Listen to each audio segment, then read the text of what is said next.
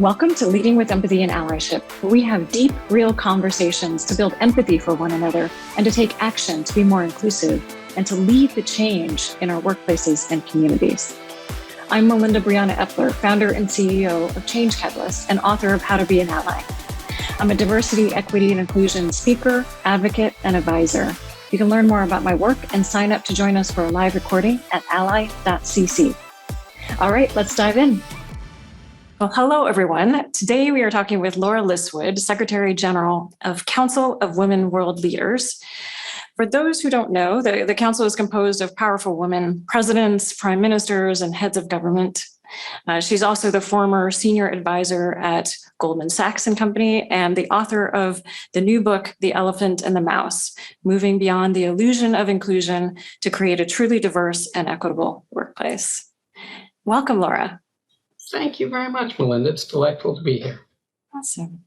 So for our YouTube audience, I wanted to also introduce our two ASL interpreters today. We have Sarika and Delane from Interpreter Now, our amazing partners. So you can learn more about them at www.interpreter-now.com. And Laura, the other thing we do is we describe ourselves for anybody who's watching who's blind or low vision. So I'll start. I'm a white woman with long red hair, blonde streaks in the front, wearing black and white glasses and a animal patterned black and white t-shirt or sleeveless shirt. All right. And I'm a white woman, approximate age, above the median, let's just put it that way, with short blondish brown hair and tortoiseshell glasses. And I'm wearing a gray and white pinstriped shirt.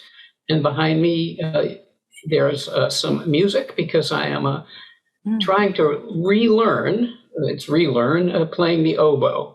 But at the moment, I sound like a kind of a sick duck. But, I'm working on it. I played the oboe when I was in high school. It's been a long time. Yeah. Well. Awesome. All right, so let's start with you first. Would you tell us a bit about your story, where you grew up, and what path led you to do the work you do today?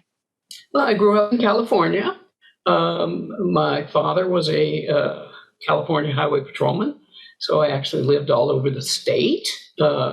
Went to high school in several places, went to undergraduate school at San Diego State University, went to law school at the University of California, Davis School of Law, and then went on to, as they call it, the well-known Eastern Business School at Harvard Business School in Cambridge, and have always continued to have an interest in gender, but also in diversity.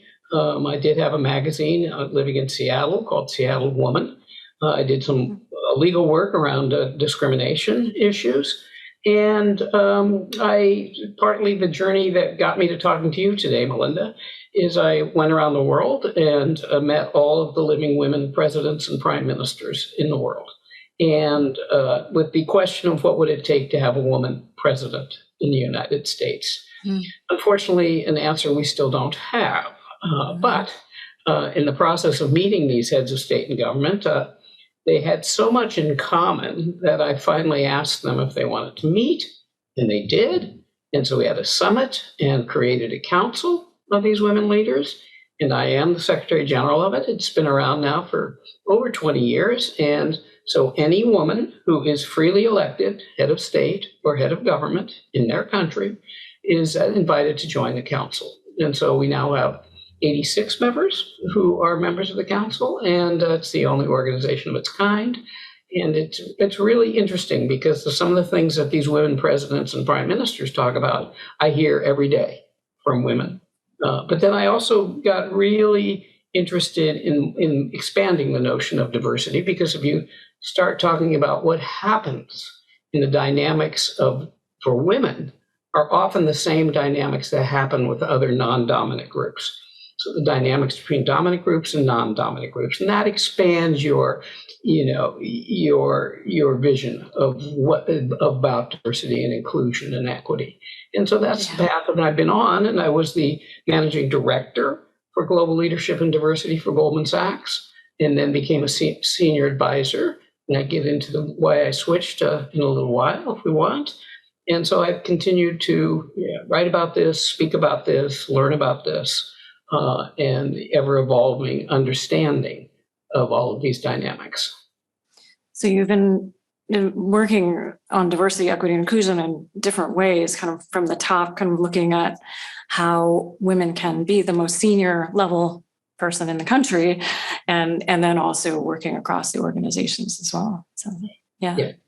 Well, I'm always reminded of is the Filipino women have this saying, which is to cook rice cakes, you need heat at the top and heat at the bottom. Mm. And so as I think about our efforts, we need both. Yeah, absolutely. Absolutely. There's so many things I want to talk with you about. I think we're going to focus more on the diversity, equity, and inclusion part, but the council is such an interesting piece as well. So around diversity, equity, and inclusion, you wrote a book 10 years ago, The Loudest Stuck, Moving Beyond Diversity While Embracing Differences to Achieve Success at Work. And you've been doing this work for a long time. So when you wrote that book, it was about when I started doing diversity work, just by the way. I changed careers and really focused on this because I was an executive and found myself in a non-inclusive environment and realized I really wanted to create change, not just in that company, but across industries. So what would you say has changed in that time when it comes to diversity work? And then also what hasn't? Yeah, I think there have been both headwinds and tailwinds when it comes to diversity.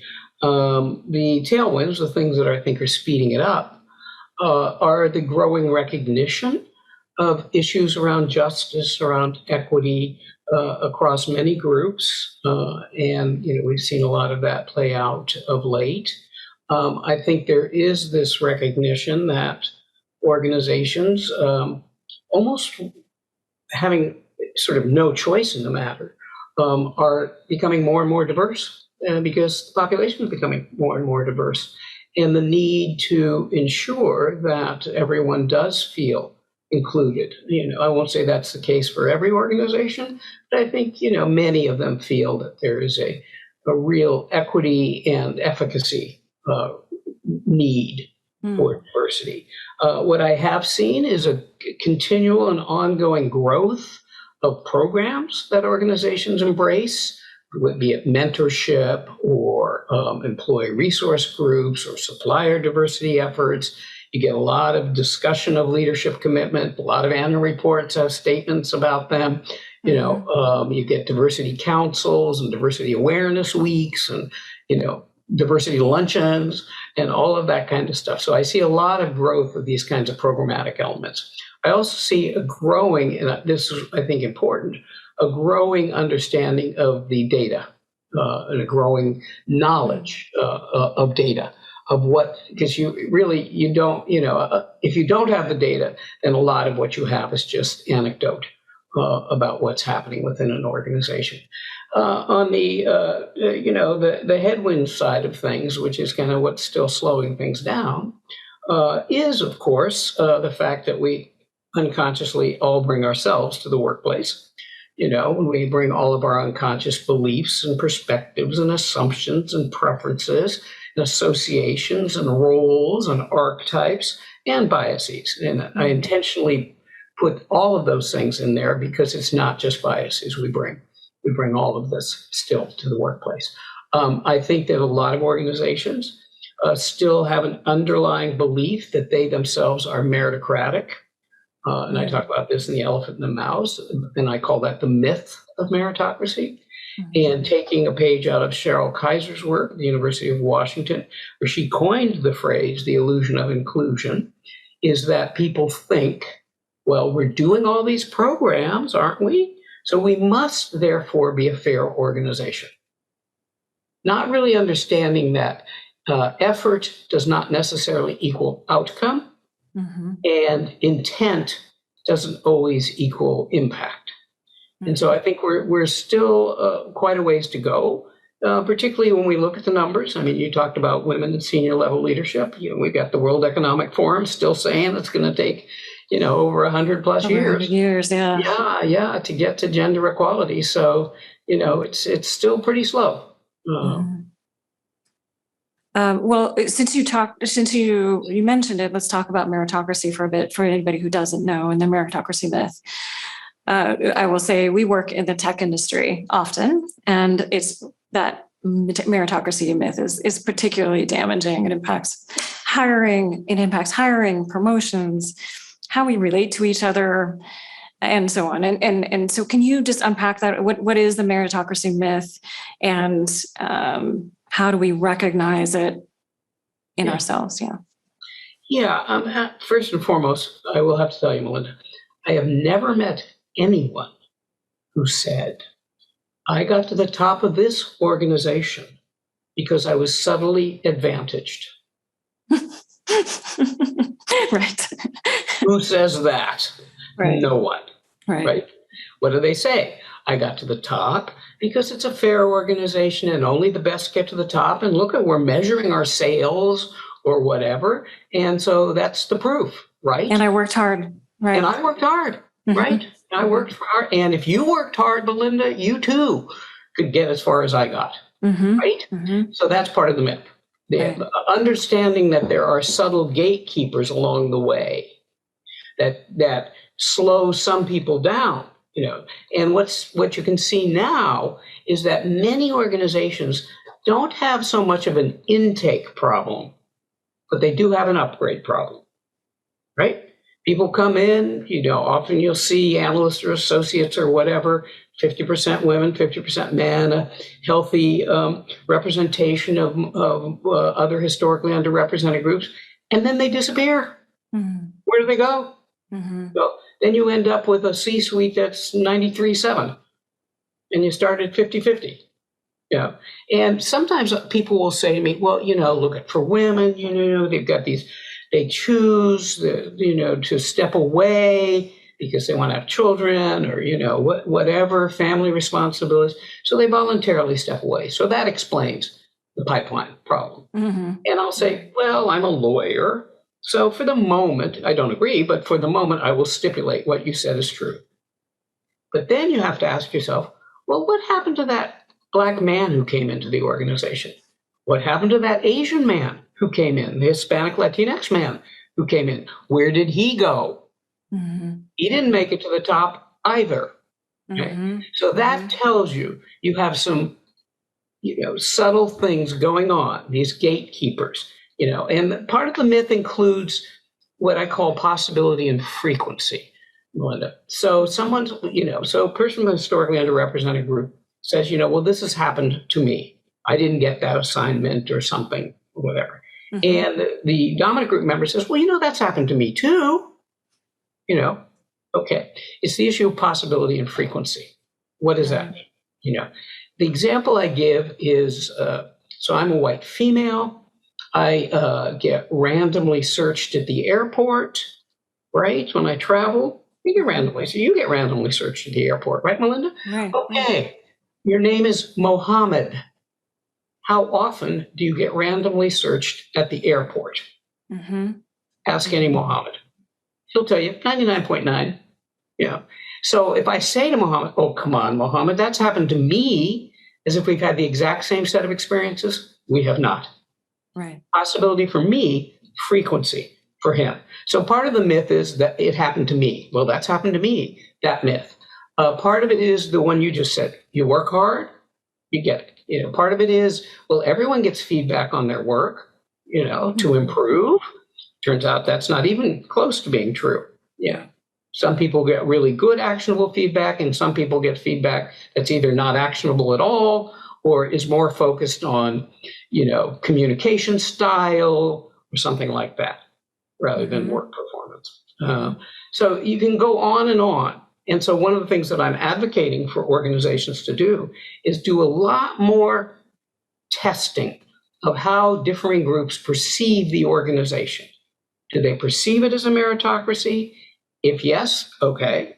If no, what is it about the organization that you're saying creates something that is not a meritocracy? And answers will be things like, I'm not getting the resources I need. I'm not getting the feedback. I'm not getting the critical assignments. I'm not the go-to people, that, the inner circle might have. So that's how you find out this stuff. And that's how you then can institutionally remedy things. So how do you ask the organization, how do you create data around the meritocracy myth? What does that look like? Well, look, I think that many organizations have too scarce a resource when it comes to people analytics and data analytics. I think if you are a company of any decent size, you should have a people analytics person on board who knows how to create the surveys, the focus groups, the input that will get you this kind of information. That's what I'm talking about for improving data, understanding exactly what's going on within your organization. And understanding, and this will get more to the basic concept of the elephant and the mouse, which is understanding that dominant groups don't know much about non-dominant groups, but non-dominant groups know an enormous amount about dominant groups, right? Right. So, if you're the elephant in the room, what do you need to know about the mouse? Not much.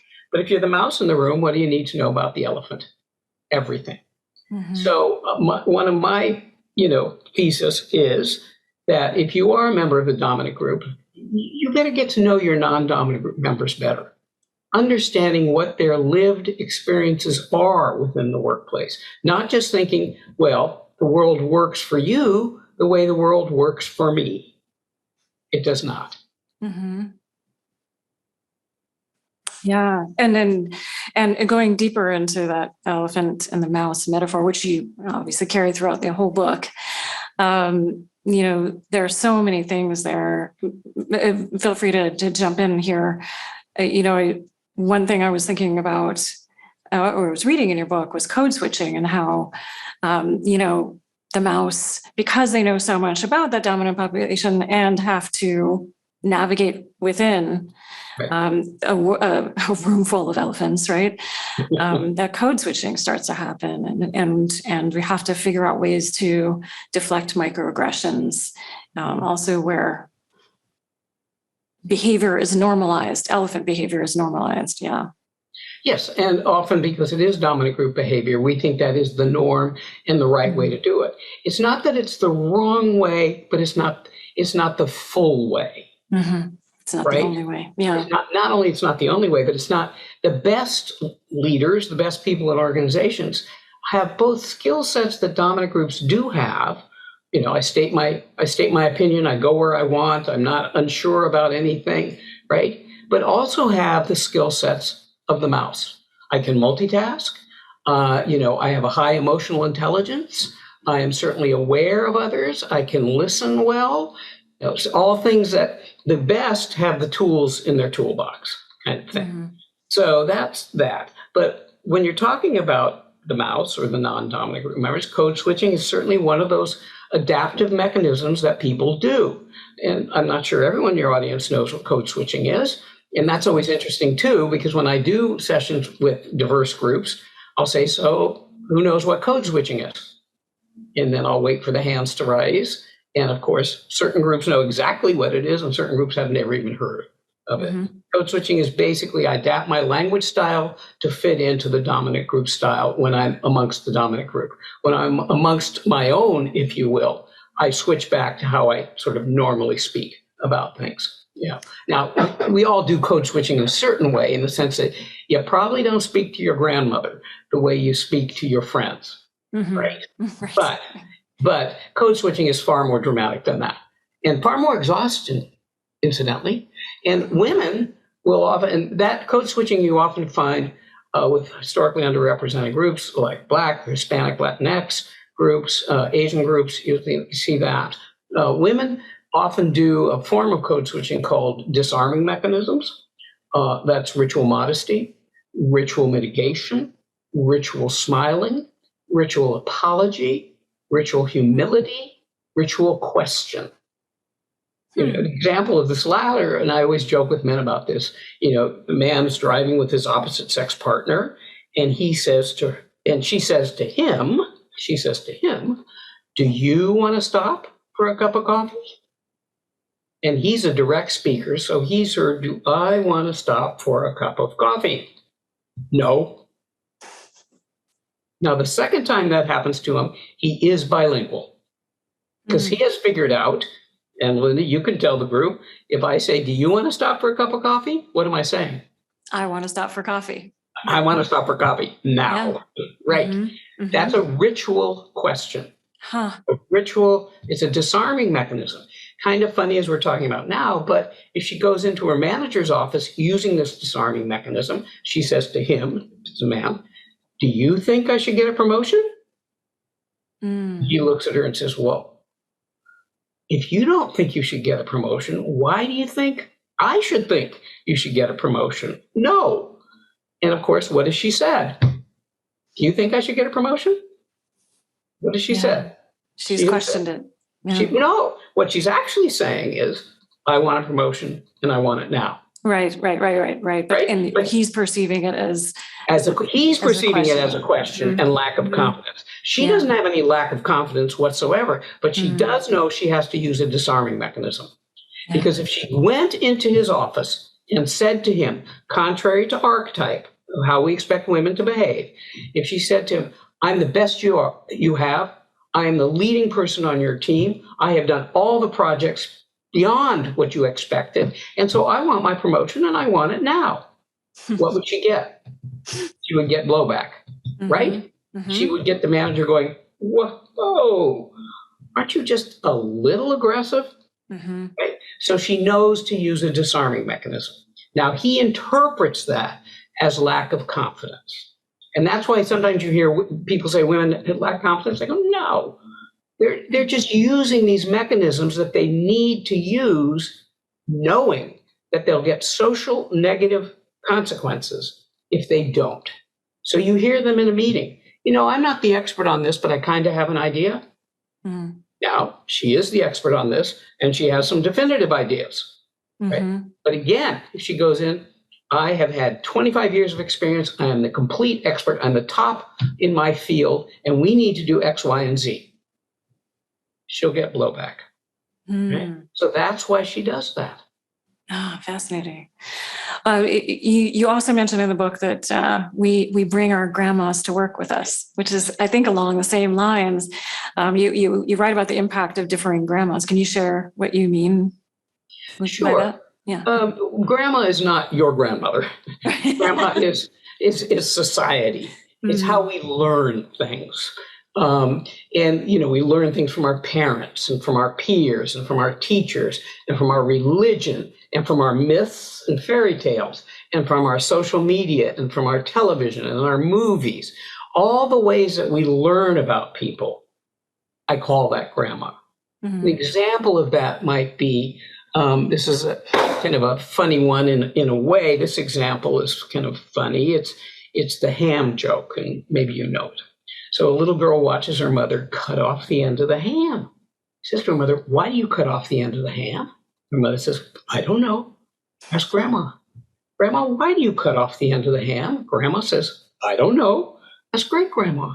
Great Grandma, why do you cut off the end of the ham? Great Grandma says, well, I had a pan this big.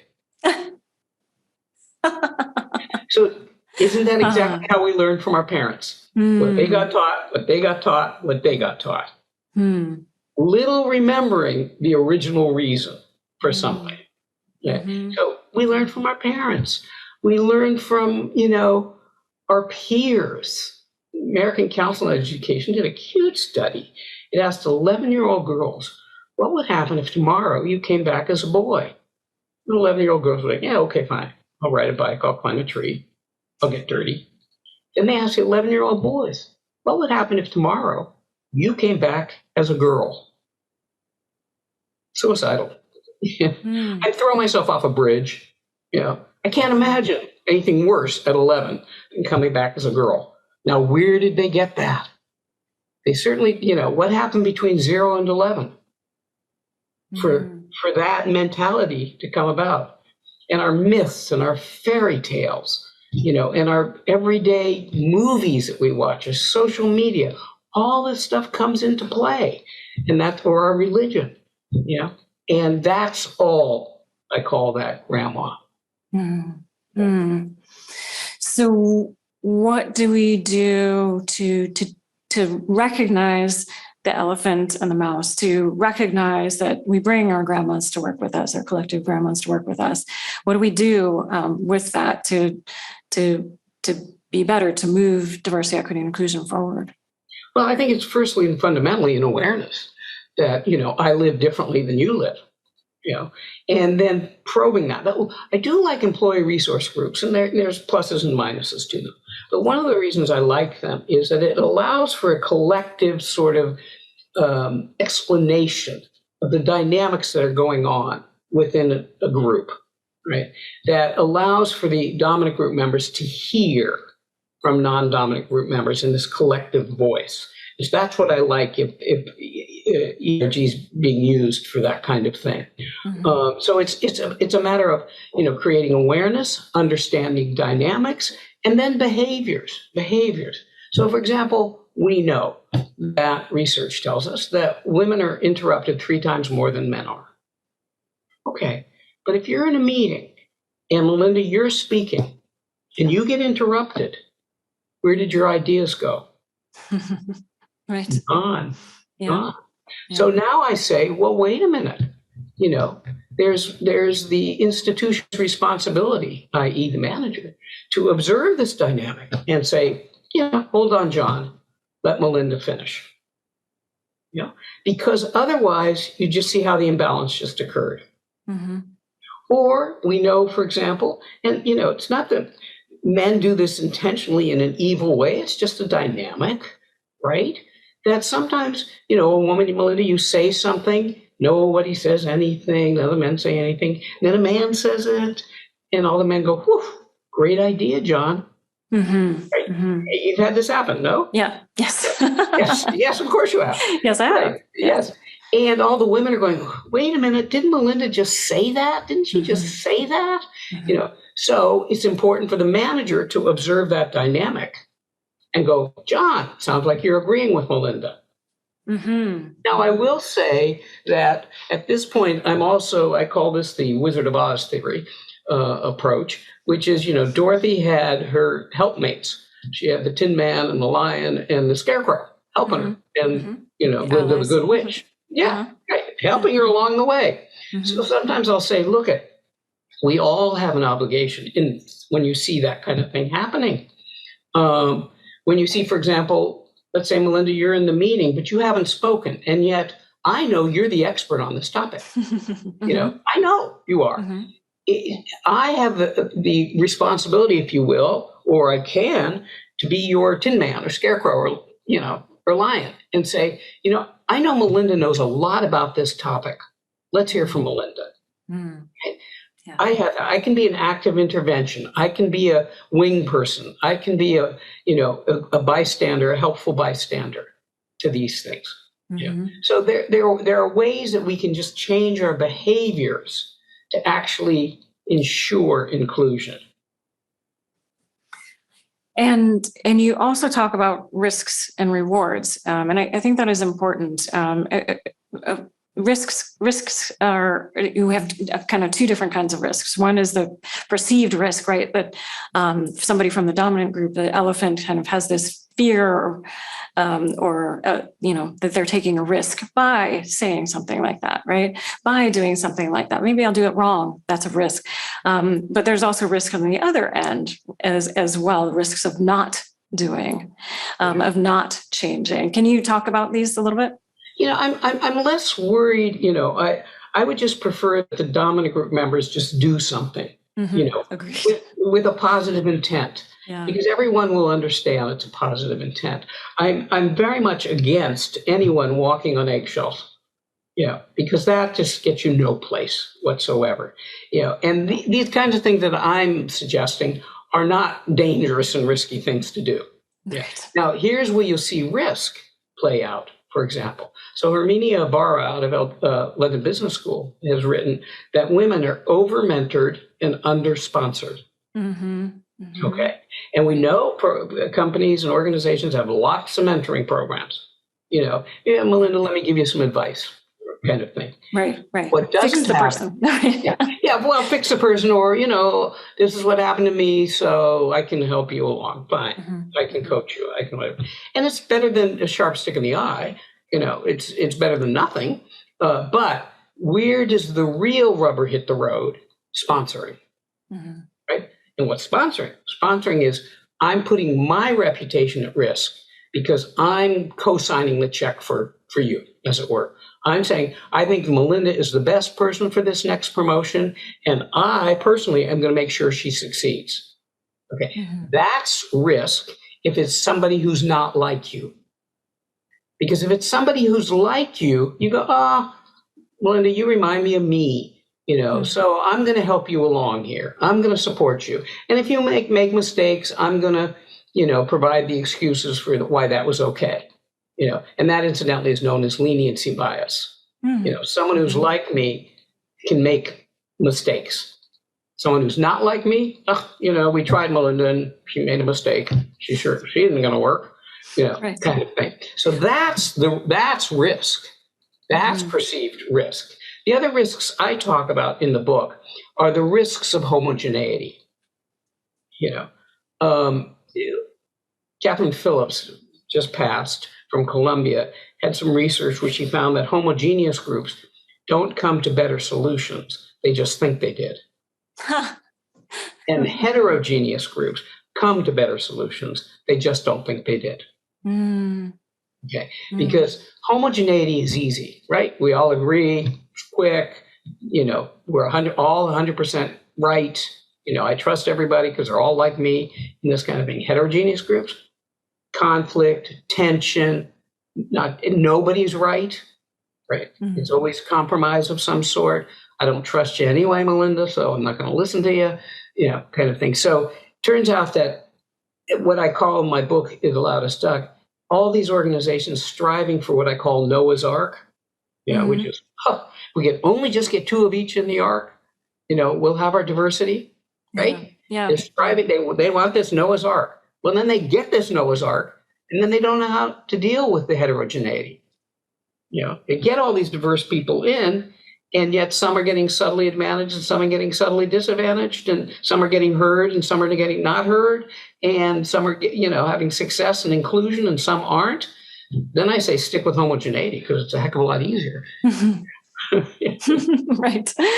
Yeah. It's true. So thinking about managers, thinking about leaders who want to make a difference, who want to move themselves forward and also their teams forward to create change faster than it has been going.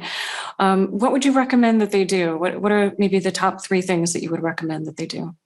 Well, first and foremost, figure out a way to understand what the differing sets of experiences are between dominant groups and non-dominant groups, and kind of get a understanding of what non-dominant groups are going through. Use your data, use your statistics. I mean, McKinsey and these other companies come out with all these reports about what's happening sort of in a meta-analytical way. So take it down to your organization.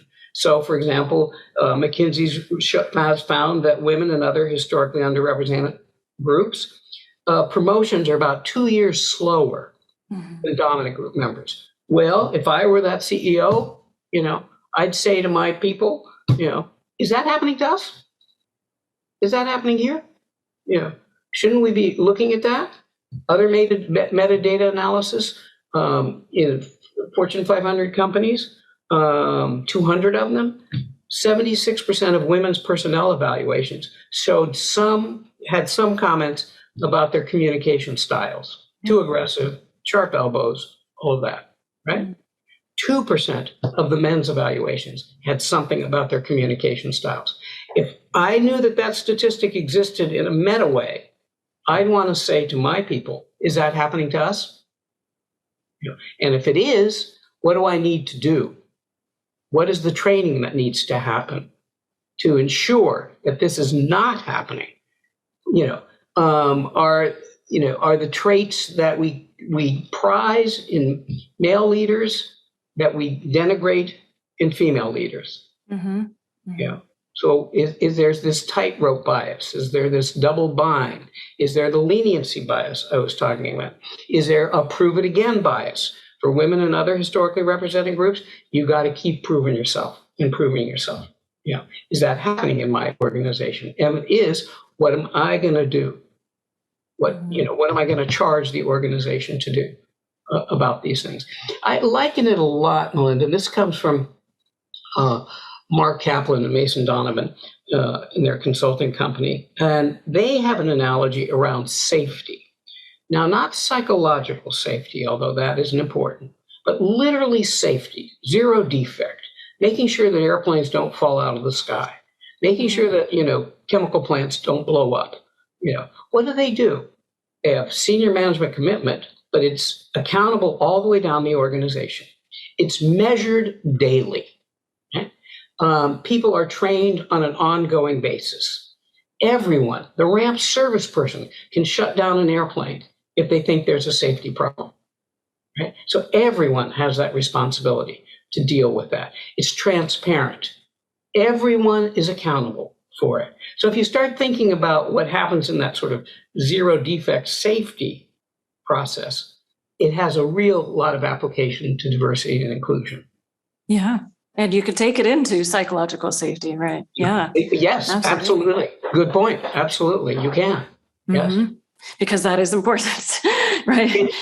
Well, psychological safety means, do I feel like, that this is a level playing field? Mm-hmm. Do I feel like I can show my authentic self in the organization? Am I heard?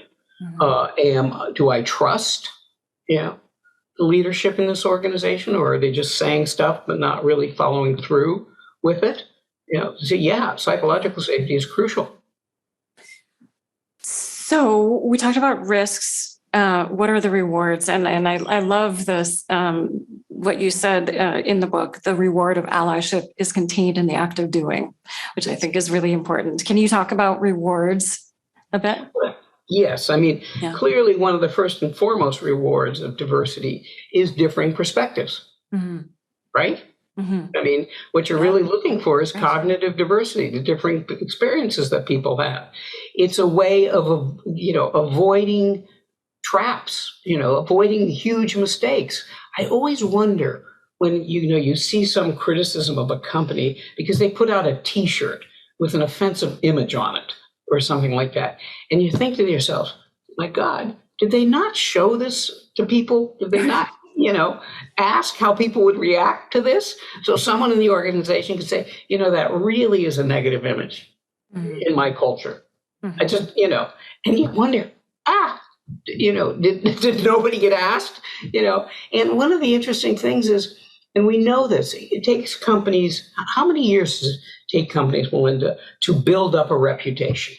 Right. Years, right? It takes years to build up a reputation. How long does it take to destroy a reputation? Not very long. Not very long. Mm-hmm. Seconds. Mm-hmm. Seconds. We've seen this with all the Me Too emphasis. We've seen this with all sorts of these kind of things, just in minutes, And what are we learning now about institutional investors? They want to know what's going on. They want to know if you have, the diversity in the organization, and to invest in you. So there's a lot of oversight now that's coming from outside groups that are looking at you. And do I want to attract the best and the brightest? Well, the best and the brightest are as diverse as they come, mm-hmm. And if people don't see themselves at the top, they're going to think, this isn't an organization for me. I'm going to find someplace else to go. Right. So the rewards, the rewards are many, and the risks are many. So I want to ask, circling back to the very beginning, what did you find around what it would take to have a woman president?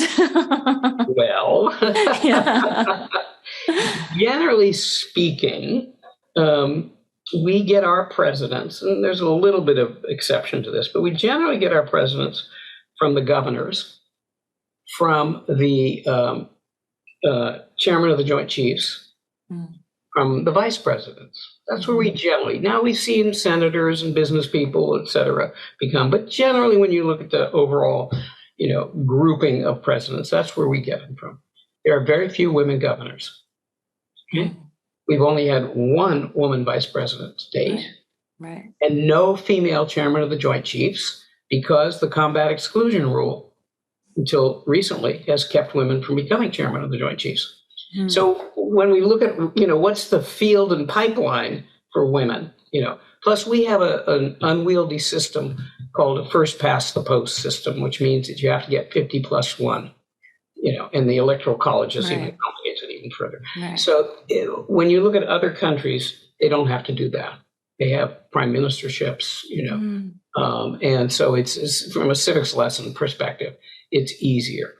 I think certainly the number of people who say they won't vote for a woman president has dropped dramatically. Yeah. Now, if pollsters, they know not to ask that question. Do you not vote for a woman president? They know not to ask that. But they do know to ask, do you think your neighbor would vote for a woman president? And then you say, oh, I just don't think my neighbor would. That's the answer, that you wouldn't. Right. So that number still sits at about hardcore 7% or something like that. Well, that's a big number if you think about how close our elections are.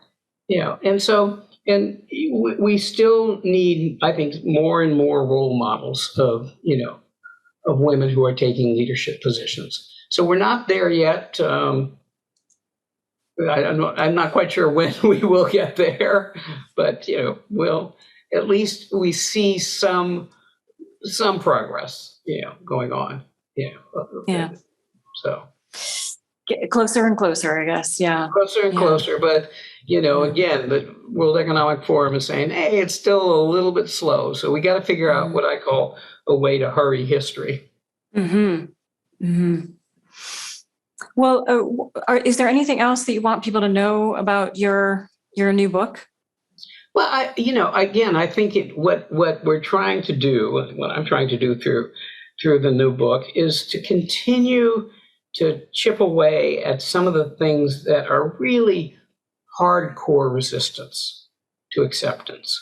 And part of that hardcore resistance is it's really, for any of us, difficult to give up our power or our centrality, and you can see that with gender, you can see that with race, you can see that with any one of a number of things.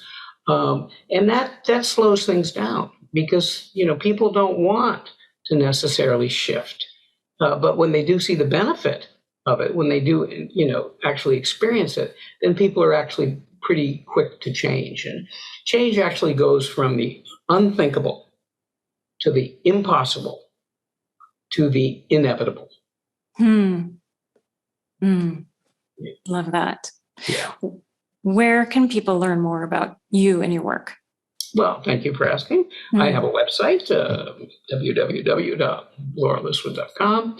I have both these two new books. So I have The Loudest Stuck, which has been around for quite a while and still is used by many organizations.